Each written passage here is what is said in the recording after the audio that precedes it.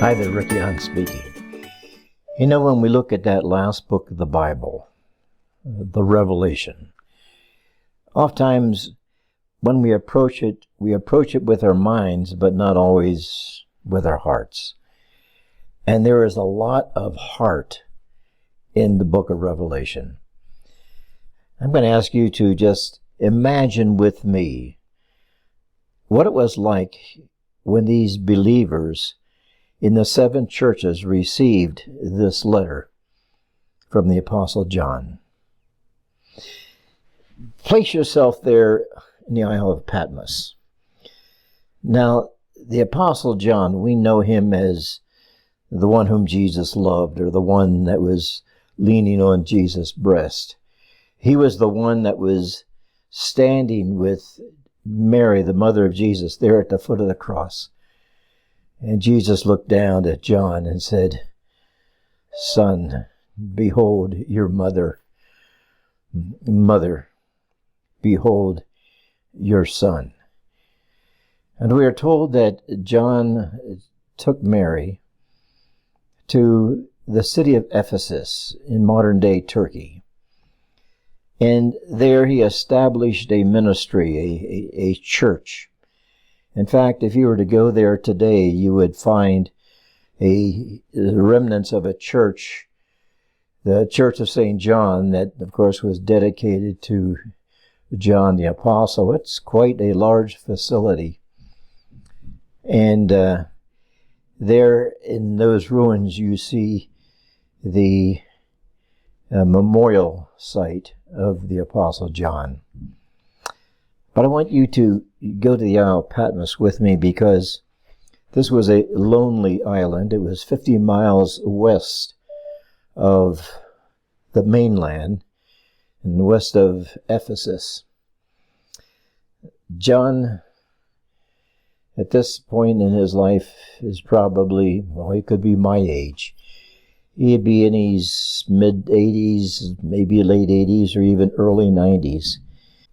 And a man who spent those 3 years with the Lord Jesus Christ, walking with him there on the shores of the Sea of Galilee, or being out on the boat with him, or just walking the dusty trails of Israel and listening to his messages and watching him as he prayed. Just think of that experience that the Apostle John had. But now he is an old man on a lonely island, apart from all of his friends. And I'm sure he must have imagined his best days are behind him. But then, one Lord's Day, he was there in the Isle of Patmos, and maybe he was just sitting on a rock, or maybe on a log somewhere, and all of a sudden he hears this loud voice. It sounded like a trumpet. And he turns around to see from where that loud voice came. And as he turns around, he sees 7 golden lampstands. And in the midst of those 7 lampstands, he begins to visualize a figure. Now remember, John's an old man. His eyes are not what they used to be, but as he looks, as he gazes, he tells us it was like a son of man.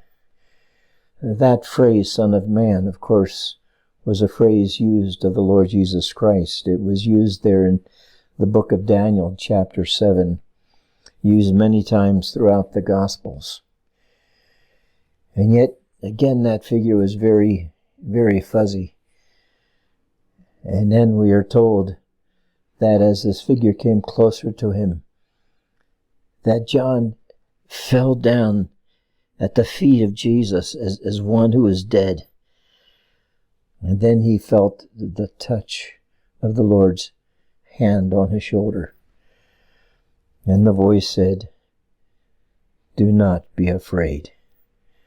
Oh, that was a familiar voice. Perhaps it was like the time when Mary Magdalene had gone to the tomb and saw that it was empty, and she wept and she wept, and then someone stood close to her, and she thought it was the gardener. And he asked why she was weeping, and Mary says, because they've stolen his body. And then Jesus just looked at Mary and said, Mary. And immediately Mary realized it was the Lord. Well, when you read the book of Revelation, this was the experience of the Apostle John.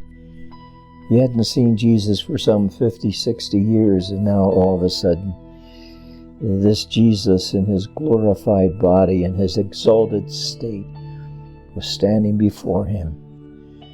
And Jesus says to John, write the things that you have seen, and the things which are, and the things which shall be hereafter.